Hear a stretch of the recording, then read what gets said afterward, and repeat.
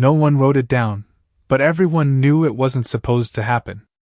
The coffee was still warm when they entered the room, steam rising in slow, quiet spirals that caught the early Texas light filtering through a thin cotton curtain, the kind that moved even when the air stood still, and on the wooden table beside it lay a pair of worn leather gloves, American issue, carefully folded as if their owner intended to return in just a moment, as if nothing about this place was out of the ordinary. But everything was, because this house sat nearly 2 miles outside the perimeter fence of Camp Hearn, and no German prisoner of war was authorized to be here, not under any regulation, not under any interpretation of the Geneva Convention, and yet someone had been here, not hiding, not fleeing, simply present, like a shadow that refused to act like one, and the men who stood in that doorway understood this immediately without needing to speak, without needing to accuse. Because the evidence wasn't loud, it didn't shout or demand attention, it sat quietly in the details, in the second coffee cup placed across from the first, in the chair slightly pulled back as if someone had just stood up seconds too early, in the absence of fear where fear should have been, and outside, beyond the open window, the land stretched wide and indifferent, rows of dry grass bending under a heat that had already begun to rise though it was barely past 7 in the morning. Cicadas filling the silence with their constant electric hum, the sound of the South in wartime. Steady, unchanging, untouched by whatever rules had just been broken inside that small farmhouse kitchen, and somewhere in the distance, a truck engine idled, waiting, patient, as if time itself had slowed to observe what would happen next, because this wasn't supposed to be a story about proximity, about shared space or quiet mornings or hands reaching for the same cup without thinking. This was supposed to be simple, defined, controlled. Prisoners on one side, soldiers on the other lines, drawn clear and unmovable, but something had shifted, something small enough to go unnoticed at first, a pause too long, a decision made without report, a moment where procedure gave way to instinct, and now that moment had left a trace, not in words, not in declarations, but in the stillness of a room that had held two people who were never meant to exist in the same silence, and the government would call it improper, unauthorized, a breach of discipline. They would reduce it to language that fit inside reports and folders and stamped approvals. But none of that language could explain the way the air felt in that room, the way it carried something unspoken, something that didn't belong to war or policy or command, something quieter, heavier, and far more dangerous, because it didn't need permission to exist. And as one of the officers stepped forward, careful not to disturb anything, not the cups, not the gloves, not even the chair, it became clear that whatever had happened here wasn't loud enough to be stopped in time. But it was real enough to leave a mark, and that mark was already beginning to spread. The report did not use emotional language, it never did, it moved through facts the way a blade moves through air, clean, efficient, without resistance. And yet every man in the room felt the weight behind each line as Captain Robert Hayes stood at the head of the long wooden table inside the administrative building, the windows open to let in what little morning breeze could pass through the heavy August heat. His fingers resting lightly on a folder that had already been opened twice before. He spoke, as if reading it again might somehow change what it contained, but nothing changed, the words remained fixed, measured, precise. Unsupervised presence of a German female prisoner beyond authorized boundary, repeated occurrences suspected. And across from him 2 officers sat with their backs straight, not rigid, but attentive, the kind of posture learned over years of discipline, their eyes not on the captain but on the objects in front of them, a map of the camp and its surrounding. Farmland, red pencil markings circling areas that had never mattered before, now suddenly significant, now suddenly under scrutiny, and just beyond those lines, just past the outer fence and the watchtowers that defined order, lay the farmhouse, small, unremarkable, easy to ignore until it was not, until it became the center of something that could not be explained by regulation alone, and Hayes closed the folder slowly, deliberately, the sound of paper against paper louder than it should have been in the quiet room. "This is not about a single incident,"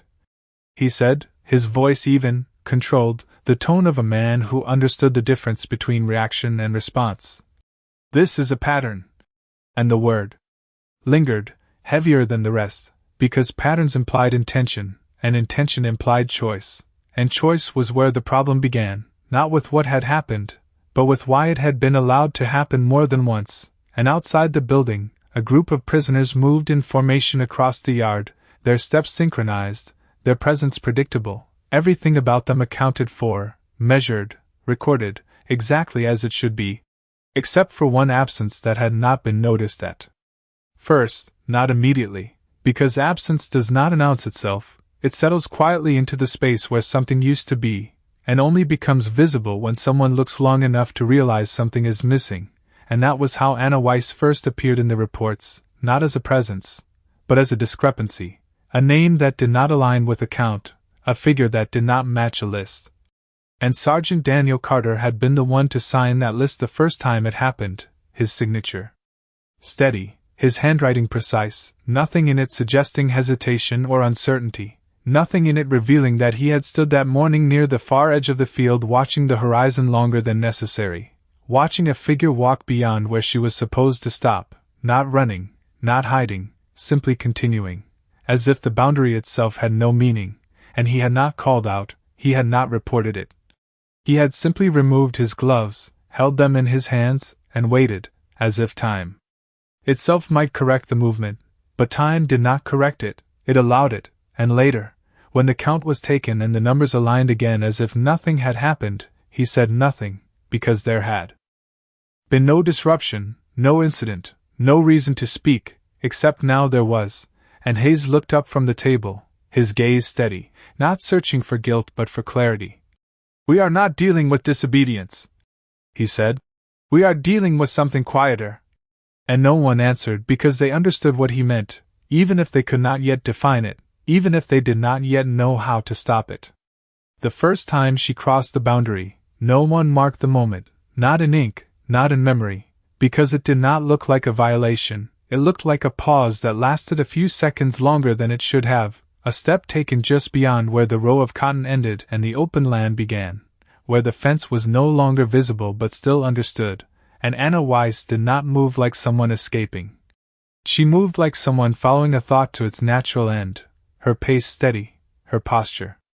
unchanged, the same quiet composure she carried in the fields, the same stillness that made the other prisoners seem louder by comparison even when they said nothing at all, and the sun had not yet reached its peak that morning, the light softer, stretching long shadows across the ground, the kind of light that made distance difficult to measure, and from where Sergeant Daniel Carter stood, the line between permitted and forbidden did not look like a line at all, it looked like a gradual fade. Something that could be crossed without noticing the exact moment it happened, and he watched her, not with urgency, not with suspicion, but with a kind of attention that did not belong in a place governed by rules, because attention implied choice, and choice implied deviation, and he had been trained to avoid both, trained to observe, to record, to act only when necessary. But necessity had a way of becoming unclear when nothing appeared wrong, when the world continued to move as it should.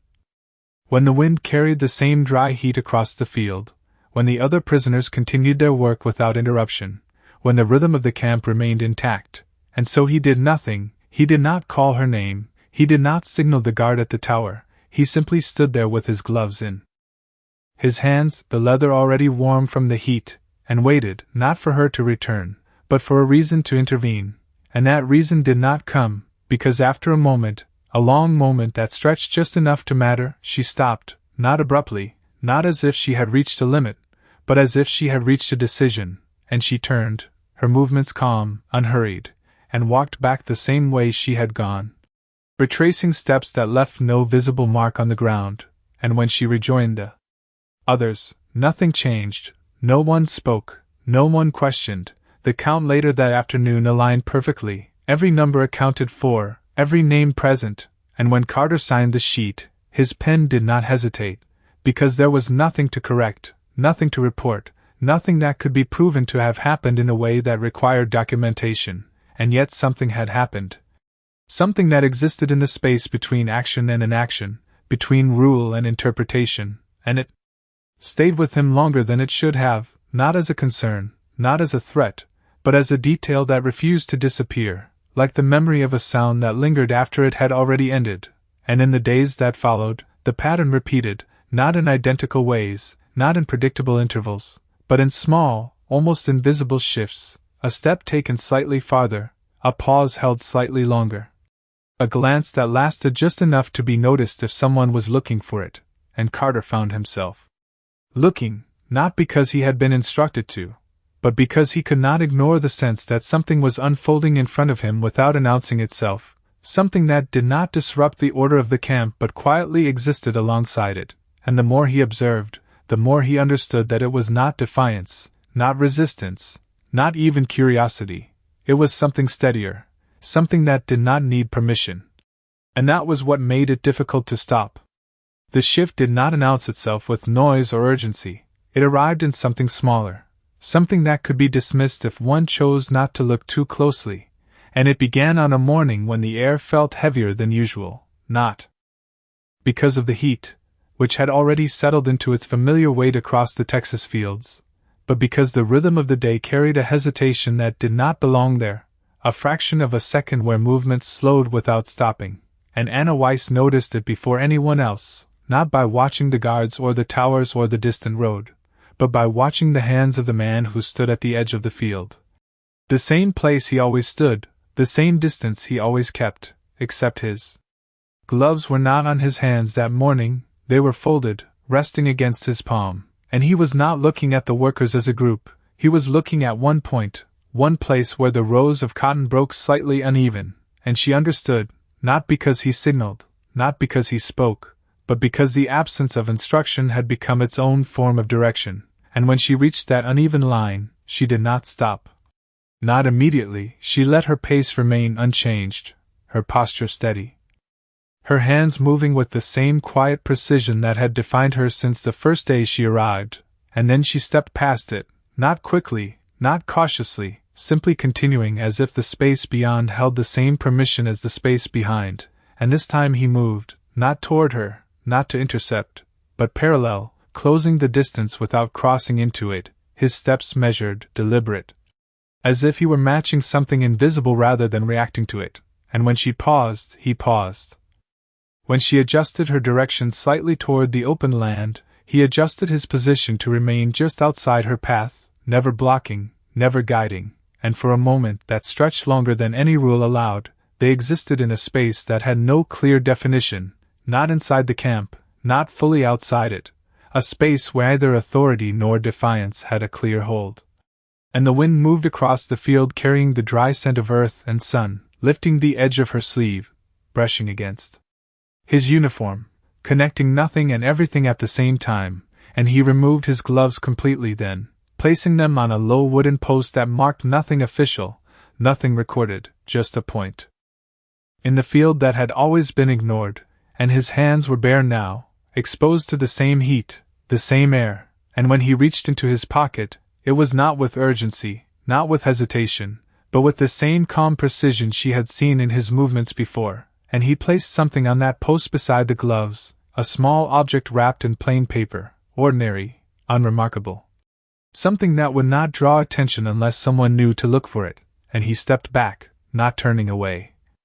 not watching her directly, just creating space, and she understood again without needing to be told, because understanding had already begun forming between them in the spaces where words were absent, and she moved forward, not quickly, not slowly, just enough to reach the post, to take the object without examining it, without acknowledging him, and when she stepped back, the moment closed as quietly as it had opened.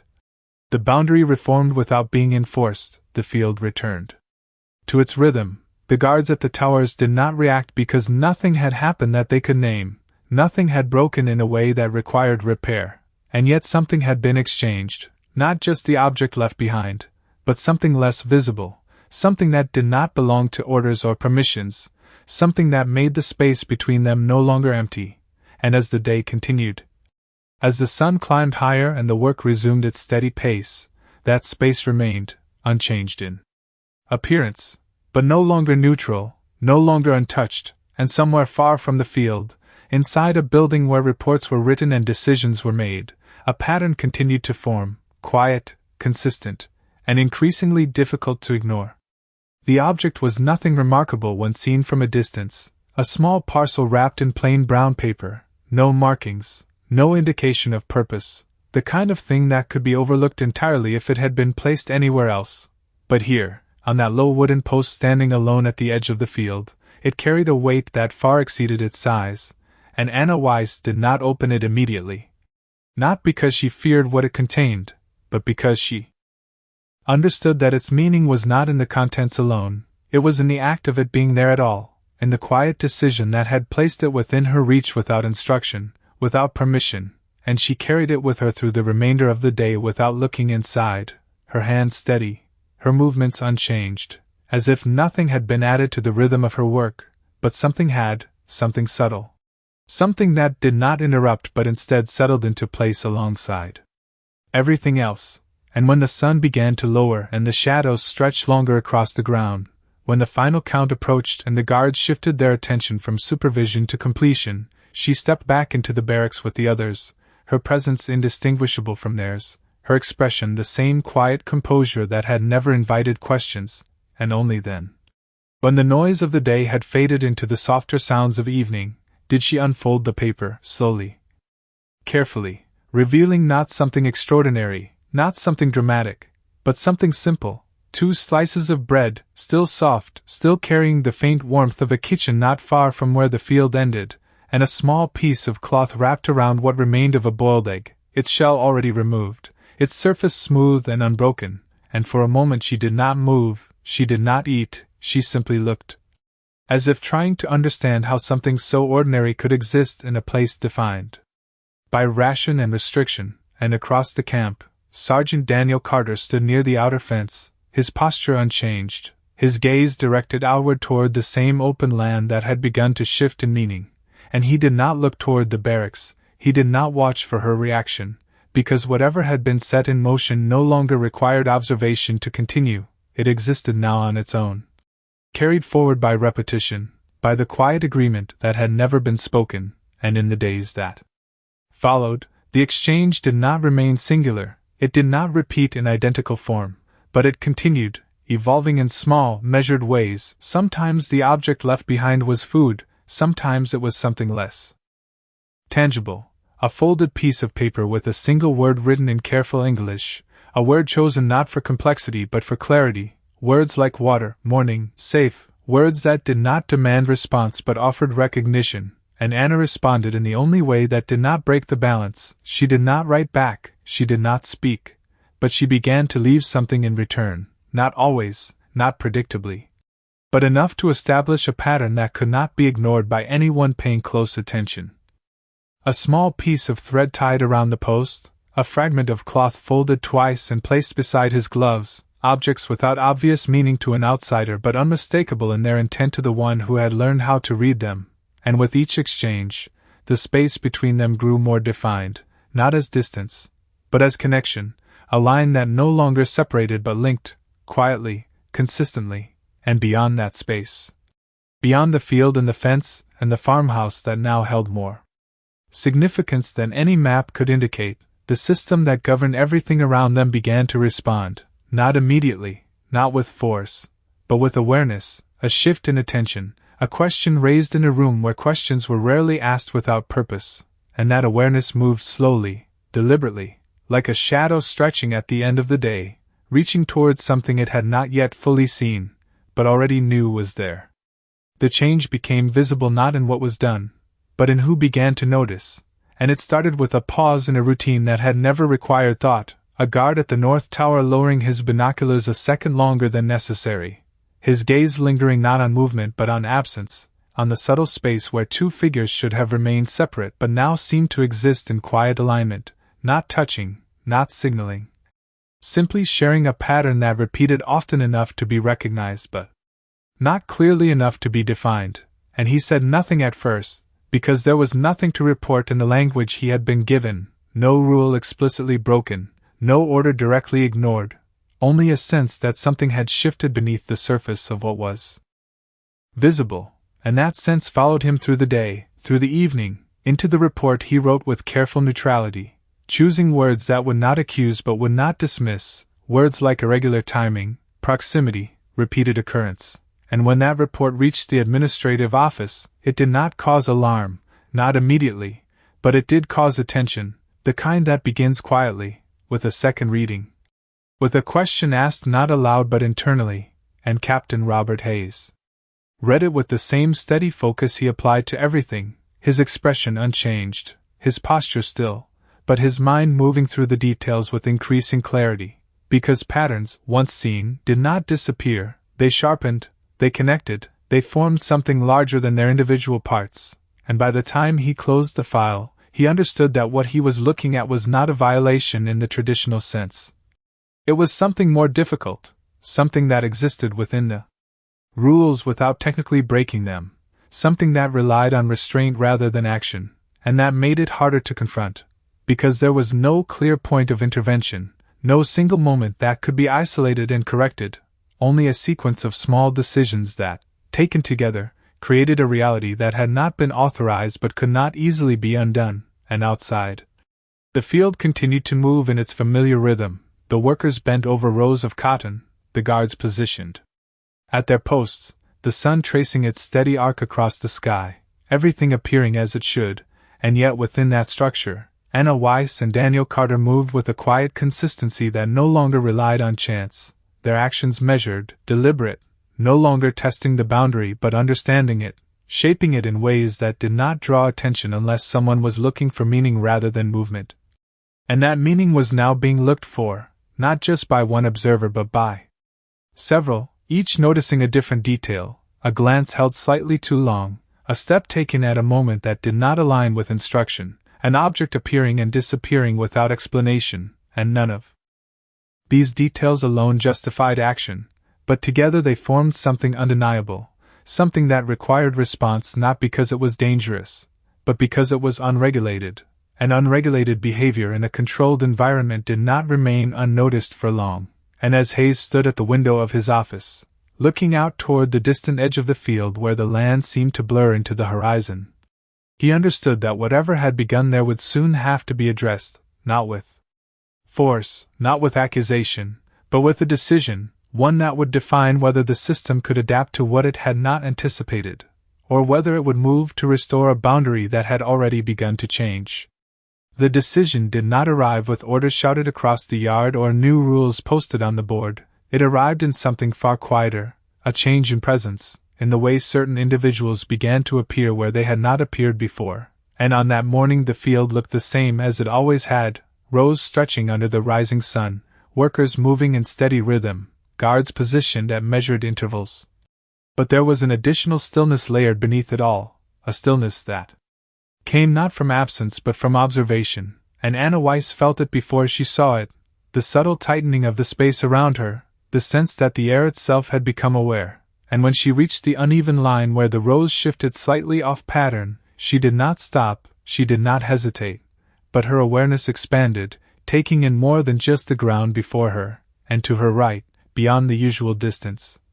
Another figure stood, not part of the regular rotation, not positioned for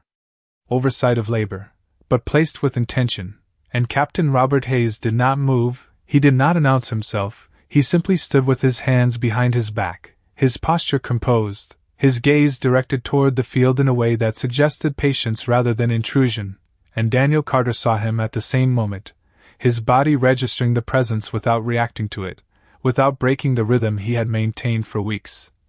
Because reaction would have acknowledged something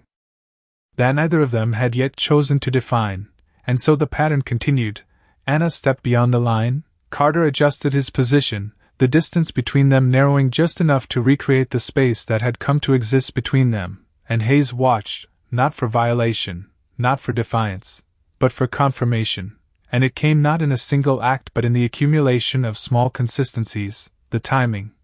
the placement, the absence of hesitation, the way both individuals moved with an understanding that did not require communication, and when Carter removed his gloves, placing them on the same wooden post that had become their point of exchange, Hayes did not intervene, he did not call out, he allowed the moment to complete itself, because interruption would have altered what he needed to see, and Anna approached the post with the same measured calm, her hand reaching not with urgency but with certainty, retrieving what had been left there without looking toward Carter. Without acknowledging Hayes, and for a moment all three existed within the same space, three different roles defined by the same system, and yet responding to something that existed outside of it, and the wind moved through the field again, carrying the same dry heat, the same familiar scent, unchanged by what was unfolding within it, and when Anna stepped back into the row, when Carter returned to his position, when the rhythm resumed as if nothing had occurred, Hayes finally moved, not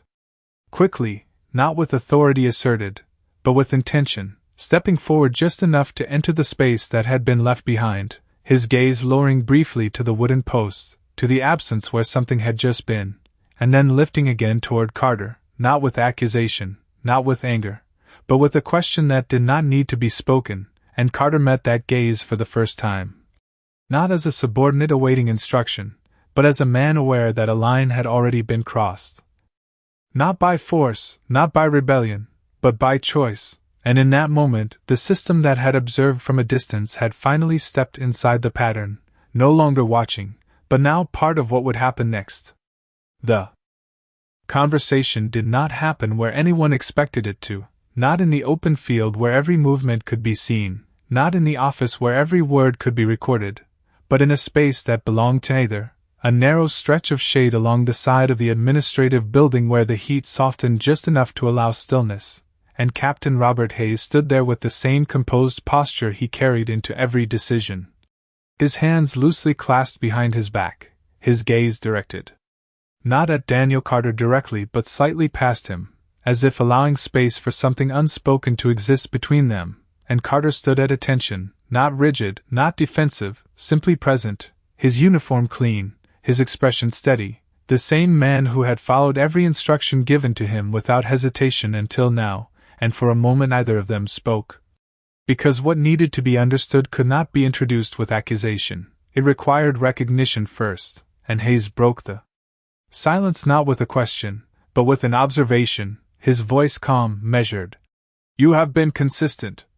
he said, and the words did not carry praise or criticism, only clarity, and Carter did not respond immediately, not because he was searching for an answer, but because he understood that any response would define what this had become, and after a moment he said simply, "Yes, sir." And the simplicity of the answer did not reduce the weight of it, it confirmed it, and Hayes nodded once, a small movement that acknowledged more than agreement, it acknowledged awareness, and he stepped slightly to the side, aligning his position so that both of them faced outward toward the distant field, where the rows continued in their quiet order, where Anna Weiss moved among the others, indistinguishable to anyone not looking closely, and Hayes spoke again, his tone unchanged. "There are rules that define this place," he said, "and there are reasons for those rules." And he paused, not for emphasis, but to allow the words to settle, to exist without pressure, and Carter remained still, his gaze forward, because he understood the structure being laid out, the framework that had governed everything until now, and then Hayes continued, "What you have done does not break those rules in a way that can be written." And the statement hung in the air, precise, deliberate, and more revealing than any direct accusation, and Carter felt the shift in it, the acknowledgement that what existed between him and Anna Weiss had moved beyond simple categorization, and Hayes added, "But it changes something." And this time the pause was longer, not because he needed to think, but because there was no simple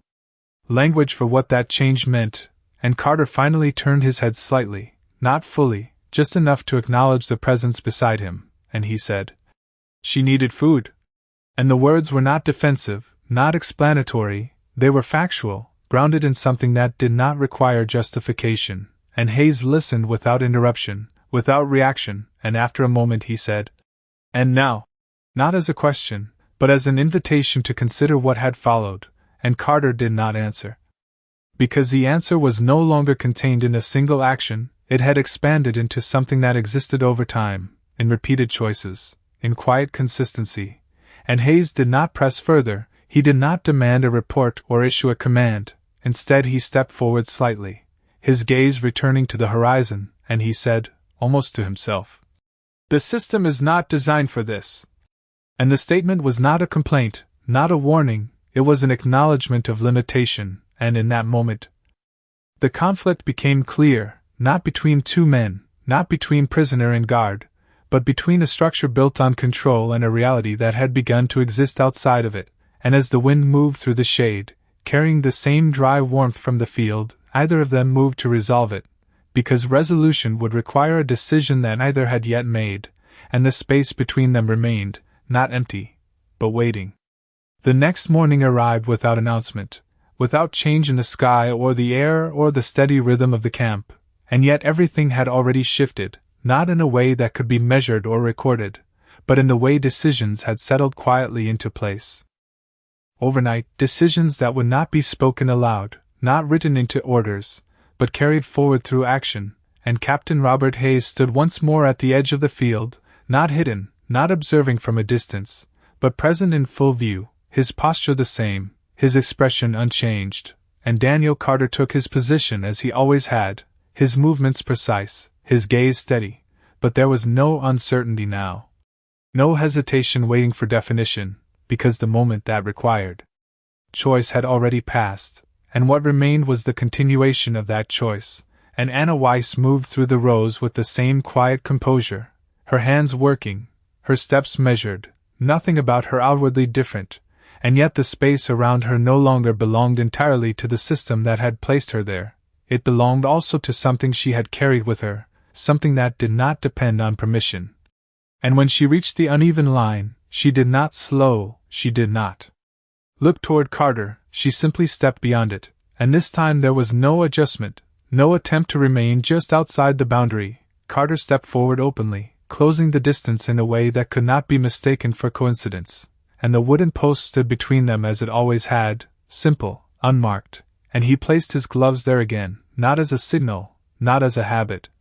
but as a continuation of something that no longer needed explanation, and Anna approached, retrieving what had been left, her movement calm, unguarded, and for a moment they stood within the same space without separation, without the careful distance that had once defined their interaction, and Hayes watched, not to intervene, not to correct, but to witness the final shape of what had already formed, and no command was given, no interruption made, because to stop it now would not restore what had existed before. It would only acknowledge that it had existed at all, and the system, built on clarity and control, had no language for something that had grown in silence, and as the wind moved across the field, carrying the same dry heat, the same steady presence of a world that did not change for policy or protocol, Hayes turned away first, not in dismissal, not in approval, but in recognition that some lines, once understood differently, could not be redrawn without consequence, and Carter remained where he stood, not defiant, not triumphant, simply present, and Anna returned to the row, her steps aligning once more with the rhythm of the others, her place within the group unchanged in appearance, and yet entirely altered in meaning, and nothing dramatic followed, no announcement, no recorded decision, only the quiet continuation of a reality that had already taken hold, and somewhere beyond the field, beyond the fence, beyond the reach of written rules, something had been established that could not be undone by order, because it had never been created by order, and as the day moved forward, as the work continued, as the system resumed its steady function, one truth remained. Unspoken but unmistakable, they had not broken the rules in a way that could be punished, they had revealed the limits of those rules in a way that could not be ignored, and in that revelation, something permanent had been left behind, not in records, not in reports, but in the quiet space where two people had chosen to act as if the line between them had never been there at all.